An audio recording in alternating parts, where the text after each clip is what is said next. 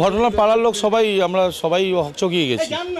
আমি তো জাস্ট কাজকর্ম সেরে বাড়িতে গিয়ে বসেছি, হঠাৎই ফোন, একটা অচেনা ছেলে আমাদেরই ওয়ার্ডের একজনের বাড়িতে, সুধাংশু শীলের বাড়িতে ঢুকে নিজে গুলি করে মারা গেছে।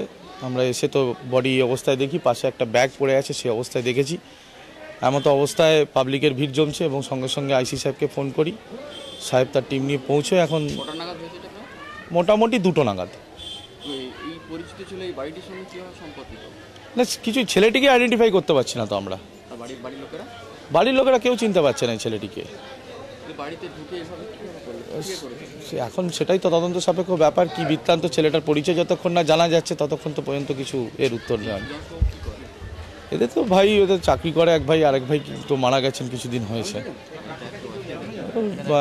স্ত্রী আছেন, ওনার ওয়াইফ আছেন, 4 ছেলে মেয়ে আছে একটা। না এই মুহূর্তে কিচ্ছু বলতে পারবো না, তার কারণ ছেলেটিকে আমরা কেউ চিনি না। ছেলেটি নট আইডেন্টিফাই। ছেলেটি কে, কোথা থেকে এসছে, কী কারণে এসছে, কী বৃত্তান্ত, টোটালটাই তদন্ত সাপেক্ষ। হ্যাঁ, নিজের হাতেই বন্দুক ছিল, বন্দুক পড়ে আছে লাশের পাশে এখনও। সে বন্দুক দিয়ে নিজের মাথায় গুলি করেছে।